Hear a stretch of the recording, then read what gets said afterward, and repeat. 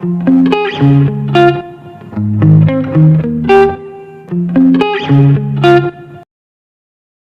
पे जो जो मैंने ऐड करी हुई वो सारी दिख रही है। Portfolio, team, testimonial, media, media drive of करना, थीम सेटिंग, यहाँ पे आ गया। लोगो चेंज करना है, फेव आइकन चेंज करना है, वेबसाइट को मेंटेनेंस मोड में डालना है, यहाँ से डल जाएगी। ठीक है, फिर यहाँ से कलर्स चेंज करने, यहाँ से कलर चेंज हो जाएंगे पूरी थीम के। ठीक है, हीरो सेक्शन के अंदर कुछ चेंज करना, मेन सेक्शन के अंदर वो हो जाएगा। यहाँ से ये अगर कोडिंग से बनाओगे तब तो महीने का काम, महीना भी नहीं, 15-20 दिन का तो है। ठीक है, अगर पूरी खुद से बनाओगे। बट ये मैंने एआई से बनवाई तो मुझे 1 दिन भी नहीं लगा है, कुछ घंटे लगे हैं सारा वेबसाइट। नहीं, पर ये है कि मैंने वेबसाइट नहीं, बहुत यार उसमें वही है ना, फिर अब नॉर्मल बंदा जिसको वेबसाइट डिजाइनिंग नहीं आती वो नहीं कर पाएगा उसको, क्योंकि उसके लिए बहुत मुश्किल है, वो बहुत सारी गड़बड़े करता है एआई। तुमने मैंने उसको 50 प्रॉम्प्ट दिया है ठीक करने के लिए, चीजें बहुत गलतियां करी उसने। और ये है कि प्रॉम्प्ट प्रॉम्प्ट वाला काम है। पहले मैंने पूरी वेबसाइट जो है, एक प्रॉम्प्ट लिखा मैंने वेबसाइट के लिए, उसके बाद मैंने वो प्रॉम्प्ट दिया क्लाउड, क्लाउड से मैंने पूरी वेबसाइट बनवाई। फिर वो वेबसाइट उसने HTML CSS में बना के दी थी सारी। मैंने उसको उठा के एंटी ग्रेविटी को दिया वेबसाइट। मैंने उसे बोला इसको पूरा PHP में कन्वर्ट करके विद एडमिन पैनल दो। फिर उसने दिया। फिर एडमिन पैनल में बहुत गड़बड़ी थी, बहुत गड़बड़ी थी, फिर एडमिन पैनल पूरा ठीक करवाया उससे।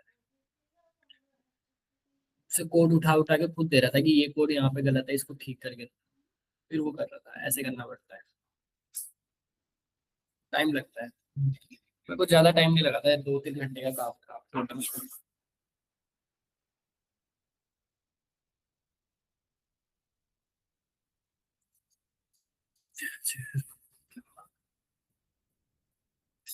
चलिए यार, क्या बात।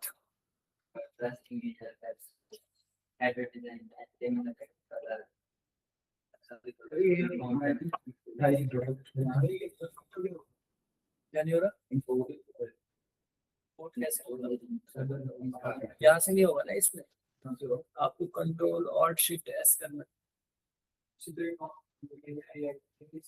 आ गया ना?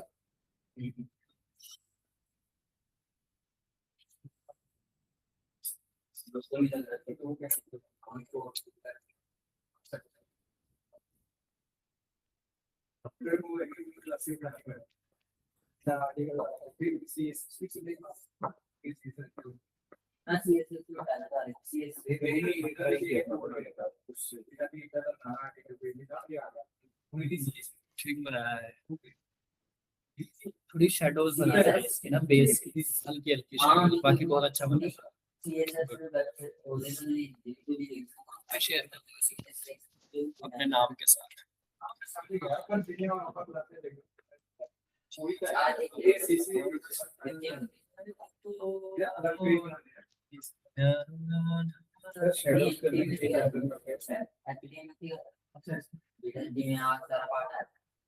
ब्रश टूल लेके कर सकते हैं।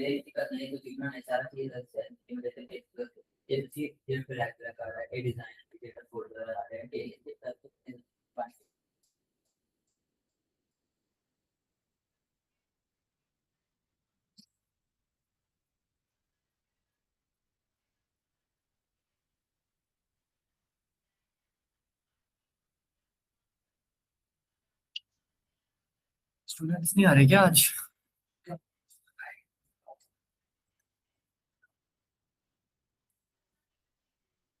तो क्या काफी है ना, हम स्टार्ट करते हैं क्लास आज की। ओके, कल हमने टाइपोग्राफी करी थी, है ना? ठीक है, आज हम करेंगे, आज हमारी थोड़ी सी एडवांस क्लास है, थोड़ी सी क्या मतलब प्रॉपर एडवांस क्लास ही है। आज हम स्टार्ट कर रहे हैं एक टॉपिक, बहुत ज्यादा इंपॉर्टेंट टॉपिक है, वो है सोशल मीडिया डिजाइनिंग या social media banner poster design.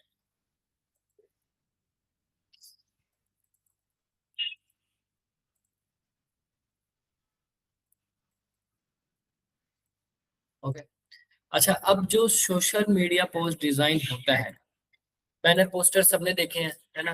अभी हमने थोड़े बहुत बनाए भी हैं, लेकिन अभी जो आपने काम किया है ना, वो बिल्कुल मतलब क्योंकि मैंने जो गाइड किया उसके अकॉर्डिंग किया आपने, और वो एक आपके लिए वो एक तरह से लॉजिक लेस भी हो सकता है, क्योंकि आपने उसमें कोई दिमाग नहीं लगाया, आपने जस्ट चीजें उठा के बनाई है। ठीक है।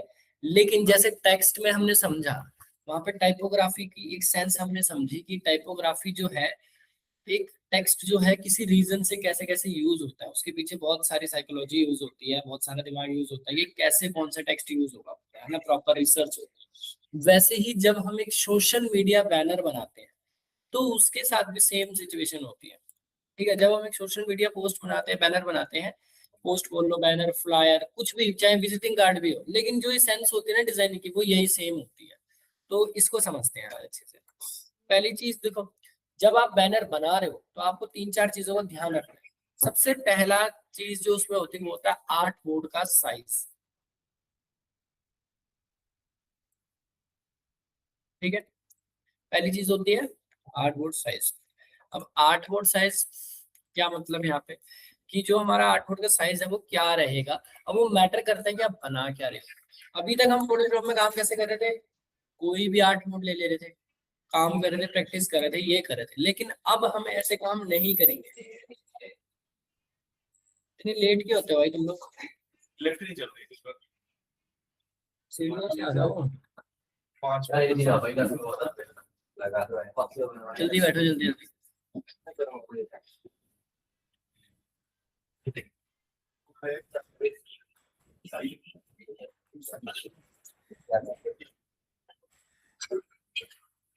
लाइट ऑन करना हो। लाइट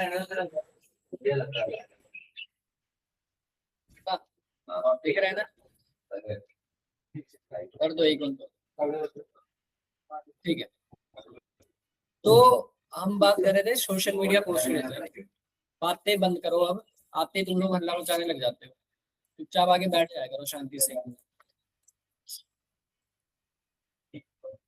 तो सबसे ज्यादा इंपॉर्टेंट चीज social media poster banner design में क्या होता है, आर्टबोर्ड साइज। ठीक है। अब आर्टबोर्ड साइज जो होता है वो हमने क्या रखना है, वो कैसे रखना है, वो हमारा मैटर करता है कि हम बना क्या रहे हैं, हम किस चीज के लिए बना रहे हैं, क्या टॉपिक है। ठीक है। फॉर एग्जाम्पल अगर हम एक इंस्टाग्राम पोस्ट बना रहे हैं तो इंस्टाग्राम पोस्ट का साइज क्या होता है? 1080 ठीक है। तो ये दो साइज हमारे पास होते हैं। पहला होता है 1.1 रेशो। ठीक है। 1.1 रेशो में क्या होता है कि आपके पास चारों साइड इक्वल होती है। ठीक है। यानी कि 1080 पिक्सल बाय 1080 पिक्सल। ठीक है। ये आपका फर्स्ट साइज होता है जो नॉर्मली आप यूज करते ही हो। सेकेंड हमारे पास क्या होता है 4.5। ठीक है। एक तरह से लगा लो, इसको इन पिक्सल्स में होता है, ये 1080 पिक्सल इसकी विड्थ होती है और 1350 इसकी क्या होती है, हाइट होती है। ओके। तो ये दो साइजेस आप सोशल मीडिया के अंदर बहुत ज्यादा यूज करते हो। ऐसे ही अगर आप फ्लायर बना रहे हो या ब्राउचर बना रहे हो या कोई बड़ा A4 साइज का कुछ भी बना रहे हो, ठीक है, फ्लायर ब्राउचर जो कुछ भी बना रहे हो, तो उसमें हमारे जो साइजेस होते हैं वो अलग होते हैं। ठीक है। तो हर एक डिजाइन का अलग साइज होता है, ये चीज हमें दिमाग में बिठानी है पहले तो। इस सबके क्या है, अलग अलग साइजेस है। तो ये चीज जब हम समझ लेंगे उसके बाद दूसरी चीज हमारे पास क्या होती है, पहला होता है आर्टबोर्ड, दूसरा होता है अलाइनमेंट। अब अलाइनमेंट का क्या मतलब है यहाँ पे? अब देखो कोई भी अगर हम बैनर पोस्टर कुछ भी देखते हैं, लाइक जैसे ये एक बैनर है हमारे पास। ओके। अब ये जो बैनर है ये एक अलाइनमेंट के अकॉर्डिंग चल रहा है पूरा बैनर। ठीक है। अलाइनमेंट इन द सेंस कि अब ये जो बैनर है इसमें जितना भी टेक्स्ट है उसकी एक अलाइनमेंट है। ओके। और ये जो अलाइनमेंट है ये सिर्फ टेक्स्ट के लिए, और आपका जो लोगो होता है टेक्स्ट होता है, और जो डाटा होता है इमेज, इमेज को छोड़ के, और बैकग्राउंड इमेजेस जो होती है, बैकग्राउंड कलर जो होते हैं उनको छोड़ के, बैकग्राउंड एलिमेंट जो भी होता है उनको छोड़ के, जो आपका मेन डाटा होता है उसके लिए एक अलाइनमेंट होती है। उस अलाइनमेंट को हमको अच्छे से फॉलो करना होता है। ठीक है। अब इसको हम प्रैक्टिकली करते हैं सारी चीजें।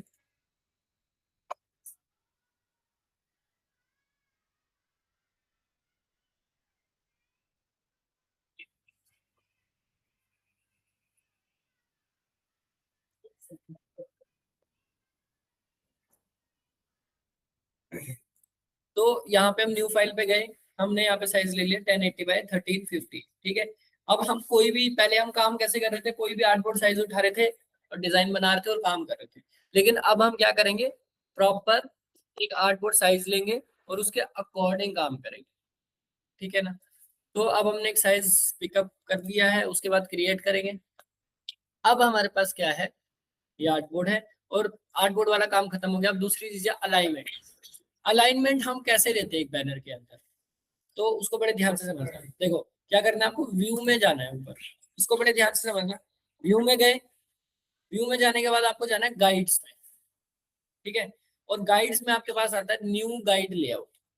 इस पे जैसे ही क्लिक करोगे आपके पास ये एक अलाइनमेंट आ जाएगी, ठीक है। अब मेरे पास ये अलाइनमेंट पूरी परफेक्ट सेट होके आ रही है, लेकिन आपके पास ये अलाइनमेंट सेट होके नहीं आएगी। आपके पास ये ना कुछ ऐसी आएगी, ऐसे आएगा ये स्टार्टिंग में। जब आप फर्स्ट टाइम इसको ओपन करोगे तो ये कुछ ऐसा दिख रहा होगा, एग्जैक्ट ऐसा, ठीक है। तो आपको क्या करना है, आपको यहाँ पे जहाँ पे 8 लिखा है इसको 1 कर देना है और रोज को ऑन करके यहाँ पे भी 1 लिख देना है, ठीक है। 1 1 लिख दिया तो चारों साइड एक एक लाइन आ गई। उसके बाद अब हमारे पास आता है मार्जिन, ये हमारी स्पेसिंग जो आएगी। तो मार्जिन जैसे मैंने ऑन किया तो यहाँ पे मार्जिन आ गया। अब मार्जिन यहाँ पे कितना है, 60 पिक्सल्स है।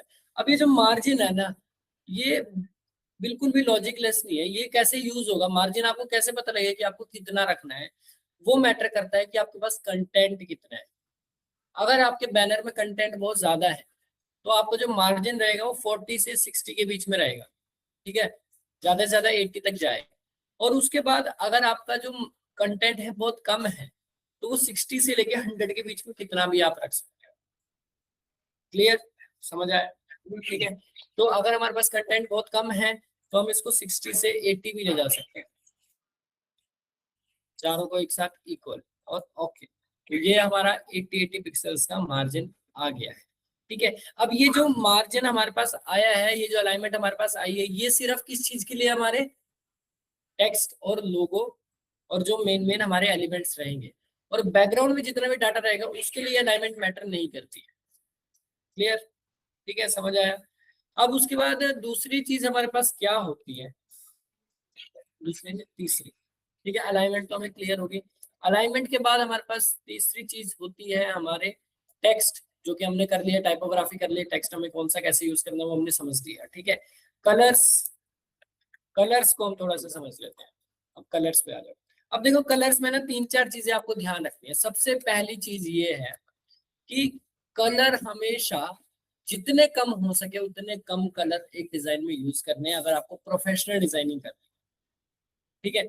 जितने ज्यादा कम कलर्स होंगे उतना ज्यादा परफेक्ट और प्रोफेशनल डिजाइनिंग होगी। और जितने कम कलर होंगे और जितने ज्यादा कलर होंगे उतना ज्यादा फोकसलेस बैनर होगा आपका, फोकसलेस डिजाइन होगा। क्योंकि बहुत सारी अगर आपके पास चीजें हैं ना तो आपका फोकस किसी एक चीज पे जा नहीं सकता, ठीक है। तो अगर आपके बैनर में 4 5 कलर है तो आपके बैनर में कोई फोकस रहेगा ही नहीं। ये चीज होती है, ठीक है। तो हमेशा अगर आप कभी भी साइन बोर्ड्स भी देखोगे ना तो वो हमेशा 2 कलर्स में ही चल रहे होते हैं, 2 कॉम्बिनेशन। कभी देखा है 3 4 कलर है किसी साइन बोर्ड के अंदर, ऐसा कभी नहीं होता। क्यों नहीं होता, क्योंकि उन्हें पता है कि उन्हें साइन पे फोकस करवाना है, जो भी साइन है उस पर फोकस करवाना है साइन बोर्ड पे। तो हमेशा वो 1 या 2 कलर में ही काम करते हुए दिखेंगे, उसमें 1 या 2 कलर ही होंगे। और ये एक्चुअल में डिजाइनिंग का रूल है। अगर आपको अपने बैनर में फोकस करवाना है, क्योंकि ग्राफिक डिजाइनिंग क्या है, एक वे ऑफ कम्युनिकेशन है थ्रू विजुअल डिजाइनिंग। कि आप विजुअल्स बना के लोगों तक अपना मैसेज जो है भेज रहे हो, ठीक है। तो उसमें जितने कम कलर्स आप यूज करोगे उतना क्या होगा, ज्यादा फोकस जाएगा बैनर में, ठीक है। तो जितने कम कलर उतना ज्यादा फोकस। तो इस चीज का ध्यान रखना है कि आपके पहले तो बहुत कम कलर होने चाहिए। अच्छा, कम कलर का मतलब है कि कितने कलर फिर हम यूज करें, मैक्सिमम हाईएस्ट पार करके तो 3 कलर यूज कर सकते हैं। वैसे तो करने ही नहीं है कभी भी 3 कलर यूज, बट एक कोई एवरेज ऐसी सिचुएशन बन जाती है कई बार कि हम 3 कलर यूज कर रहे हैं। कोशिश करनी है आपको हमेशा कि आप हमेशा सिर्फ और सिर्फ 2 कलर्स में काम करें, ठीक है। 2 कलर्स में काम करो। और उसमें भी अगर आप ज्यादा जल्दी थोड़ा सा अच्छे से काम करना चाहते हो तो आप कॉम्बिनेशंस में काम करो। ठीक है। कलर कॉम्बिनेशंस में आप काम करोगे तो आपको ज्यादा बढ़िया रहेगा। अब कलर्स आपने एक बैनर के लिए, एक टॉपिक के लिए ढूंढने कैसे हैं, वो बिल्कुल सेम रिसर्च है जैसे हमने टाइपोग्राफी में देखी थी। ठीक है, कि जैसे हमने क्लासिक, कोई पुरानी चीज के लिए हम क्लासिक फॉन्ट यूज करते हैं, नई चीज के लिए हम मॉडर्न फॉन्ट यूज करते हैं, ऐसे ही आपने जो भी आपके पास प्रोडक्ट है, जो भी आपके पास टॉपिक है, उसके लिए रिसर्च करना है गूगल पे कि इसके लिए कलर शेड्स मेरे को बताओ। ठीक है, उस पर आप ढूंढ सकते हो, चैट जीपीटी आपके पास और भी बहुत सारे एआई है, गूगल है, सब चीजें है ना। तो आप वहां से कलर्स का रेफरेंस उठा सकते हो इन स्टार्टिंग। और बाकी नॉर्मली होता क्या है कि फॉर एग्जांपल मैंने आपको कोई बैनर दे दिया बनाने के लिए, ठीक है, और मैंने आपको उसमें लोगो दे दिया, तो जो लोगो के कलर्स हैं वही आपको यूज करने हैं। ठीक है, एक सिचुएशन तो ये हो गई कि जो लोगो के अंदर कलर है वही कलर आपको क्या करने हैं, यूज करने हैं आपने बैनर में। दूसरा एक चीज होती है और, कि पहली चीज तो ये है कि जितने कम कलर यूज करोगे उतना परफेक्ट रहेगा। और कितने कलर यूज करते हैं, मैक्सिमम 2 कलर। ठीक है, तो उसके बाद आपको उन कलर में भी ना अपना कॉम्बिनेशन वाली शेड ले सकते हो। जैसे कि मान लो आपने रेड कलर ले लिया, ठीक है, अब आपने रेड कलर ले लिया, रेड के साथ आप थोड़ा सा डार्क या लाइट रेड चला सकते हो। ठीक है, मतलब शेड्स बनाने के लिए। और और भी जैसे अब कॉम्बिनेशंस देखने के लिए कि आपको कौन सा कॉम्बिनेशन बहुत अच्छा बैठेगा, उसके लिए आपको एक वेबसाइट बता देता हूँ मैं, वहां से आप बहुत इजीली कर पाओगे। उसका नाम है कलर यूआई। ये एक वेबसाइट है। ठीक है, अब जैसे मान लो आप कोई रेड कलर है आपके पास या कोई भी एक कलर है, ठीक है, आपने वो कलर यहाँ पे डाल देना है और ये आपको पूरे कॉम्बिनेशंस दे देगा। आपके हेडिंग में कौन कौन सा आप कलर यूज कर सकते हो, कैसे इन कॉम्बिनेशंस में यूज कर सकते हो। ठीक है, बैकग्राउंड में, फोरग्राउंड में कौन कौन से कलर रख के आप इसको बना सकते हो, यूज कर सकते हो, वो सारे इन्होंने यहाँ पे क्या दे रखे हैं, ऐसे प्रॉपर दे रखा है कि जैसे देखो बैकग्राउंड में आपका ये वाला ग्रीन चल सकता है और इसके ऊपर ये ऐसे, ये टेक्स्ट में ये कलर चल सकता है। ठीक है, बैकग्राउंड में ये कलर चल सकता है, तो टेक्स्ट के ऊपर थोड़ा सा ये डार्क ग्रीन सा कलर है, ये चल सकता है। तो ऐसे ऐसे इन्होंने जो है यहाँ पे कॉम्बिनेशंस बता रखे हैं। तो ये वेबसाइट आपको बहुत हेल्पफुल हो सकती है आपके कॉम्बिनेशंस बनाने के लिए। इस वेबसाइट का नाम क्या है, कलर यूआई। ठीक है, तो इस वेबसाइट पे जाके आप ये चीज कर सकते हो, जो आपको बहुत ईजी रहेगा तक। ठीक है, जैसे कि मान लो मैंने यहाँ पे डाल दिया रेड कलर।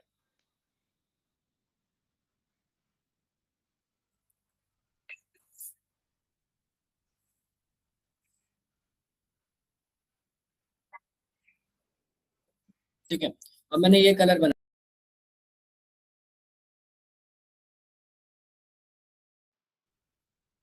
मैंने यहाँ पे एक एग्जैक्ट रेड कलर लिया।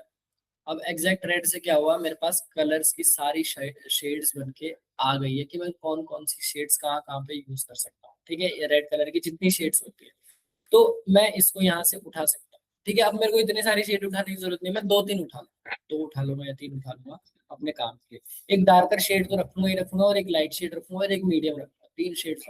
ठीक है, तो 3 शेड्स में मैं सारा काम अपना कर सकता हूँ इजीली। तो ये चीज का आपको ध्यान रखना कि आप यहाँ से ऐसे ऐसे कलर्स के कॉम्बिनेशन उठा के कर सकते हैं, इजी रहेगा। दूसरा आपके पास जो है,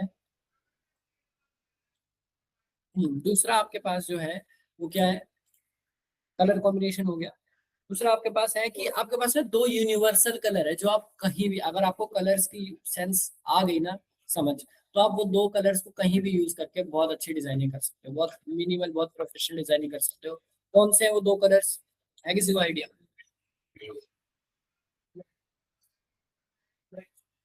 और ये 2 कलर ऐसे हैं जो बहुत यूनिवर्सल कलर है, ये आप कहीं भी यूज कर सकते हो, पर आपको यूज करने आने चाहिए। ठीक है, तो ये 2 कलर ऐसे हैं कि आप इनको अपने कलर कॉम्बिनेशन, जैसे अब मैंने बोला कि 2 या 3 कलर यूज करते हैं, तो आप इनको उसके अंदर यूज कर सकते हो। ठीक है, पर उसको एक तरह से यूनिवर्सल है, तो आप उनको गिनोगे नहीं कि हाँ मैंने 4 कलर यूज कर लिया। आप मान लो तो रेड कलर की शेड्स 2 यूज कर रहे हो ऑलरेडी, अब आपने उसके अंदर ब्लैक और व्हाइट भी यूज कर लिया, तो आपके पास 2 ही कलर है एक तरह से, बाकी 2 तो यूनिवर्सल है। ठीक है, अगर आपको यूज करना आ गया अच्छे से तो बट ये ना बहुत जल्दी नहीं समझ आता, प्रैक्टिस पे मैटर करता है। जितना ज्यादा आप प्रैक्टिस करोगे उतना अच्छे से आप कलर्स को यूज करना सीख जाओगे। ठीक है, कलर कॉम्बिनेशन की ये थ्योरी है मेरी। तो अभी के लिए हम ये थ्योरी लेके चल सकते हैं, बाकी आगे बाद में चीजें धीरे धीरे आपको, जब आप डिजाइनिंग करोगे आपको समझ आने लग जाएगी। ठीक है, तो कलर कॉम्बिनेशन हो गया, टेक्स्ट हो गया। टेक्स्ट का हमने कल समझ ही लिया था। अब उसके बाद दूसरा हमारे पास क्या है, इमेजेस। ठीक है, अब इमेजेस भी बहुत ज्यादा इंपॉर्टेंट है। ठीक है, बहुत ही ज्यादा इंपॉर्टेंट है। अब देखो फॉर एग्जांपल आपकी पूरी थीम चल रही है रेड कलर, और आपने कोई इमेज लगाई, उसमें कोई भी जो पर्सन है उसने ब्लू कलर के कपड़े पहन रखे हैं, तो वो बिल्कुल आउट ऑफ द बॉक्स चला गया, वो उस चीज से मैच ही नहीं कर रहा है ना। तो आपकी जो इमेज है वो आपके काम से मैच करनी चाहिए, उसके कलर्स भी मैच करनी चाहिए, और वो सेंस भी बनानी चाहिए। ठीक है, आप फॉर एग्जांपल कोई रियल एस्टेट का बैनर और आपने उसमें एक लड़की की फोटो लगा दी जो लैपटॉप लेके खड़ी है, तो कोई सेंस बन रही नहीं बन, है ना। उसमें क्या सेंस बनेगी कि हम कोई ऐसी लड़की लगाई जिसके हाथ में एक छोटा सा घर है, या उसके हाथ में चाबी है, या कुछ ऐसा है ना, तो वो सेंस बनाएगा। तो ये चीज का ध्यान रखना। तो ये चार चीजें ऐसी होती है जो आपने दिमाग में बिठा लेनी है। इसके ये अगर चार चीजें आपको अच्छे से समझ आ गई, तब आप बहुत अच्छे अच्छे बैनर्स बना सकते हो। ठीक है, क्लियर। अब मैं आपको अभी के लिए एक बैनर दे रहा हूँ, आपको जस्ट कॉपी पेस्ट करना है उस बैनर को अभी के लिए, ताकि आप थोड़ा सा बैनर्स के बारे में समझ पाओ। चरमर चरमर कौन कर रहा है भाई तब से नॉन स्टॉप? कहाँ से हो रही है? इसमें हो रही है। अच्छा,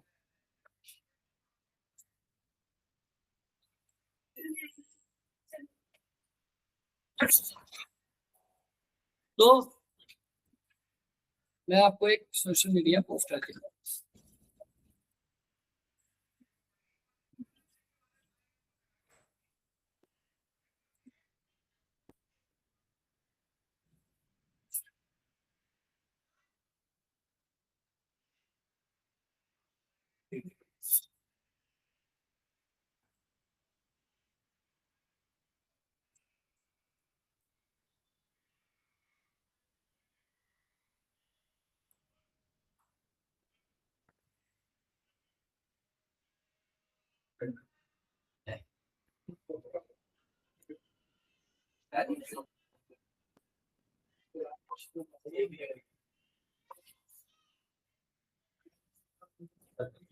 ठीक है, तो ये पोस्टर है आपका, एंड इस पोस्टर को आप जो है बना सकते हो। मैं आपको ये शेयर कर रहा हूँ, पहले इसको थोड़ा सा मैं सेट कर रहा हूँ। आपने खुद बनाना है पूरा का पूरा पोस्टर।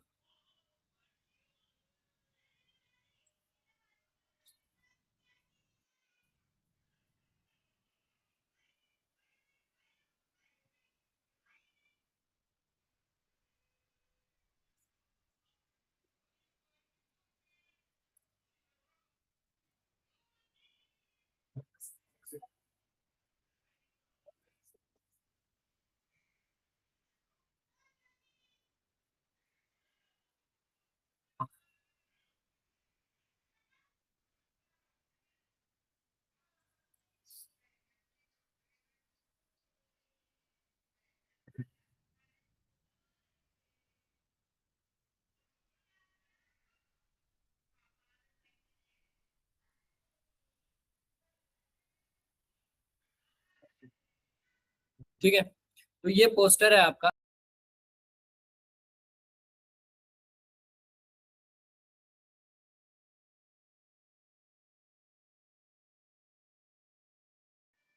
बिल्कुल ऐसा एज इट इज कॉपी होना चाहिए।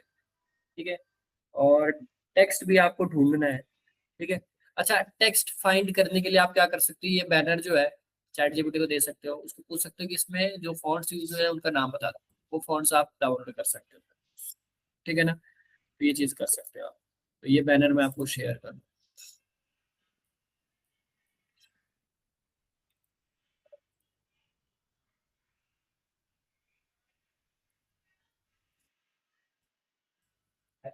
तो साइज का स्पेशली ध्यान रखना है, जो बैनर का साइज होता है 1080 बाई 1080 वही साइज में बनाना है, क्योंकि स्क्वायर बैनर है। ठीक है, तो मैंने आपको भेज दिया है, और शुरू हो जाओ आप। इमेजेस आप इसके अंदर कोई भी लगा सकते हो, अगर आपको सेम इमेज ना मिले, घर की इमेज लगानी तो कोई भी लगा सकते हो, बाकी बैनर ऐसा ही होना चाहिए। ठीक है, शुरू हो जाओ। चार, देखते हैं कौन बना के देता है।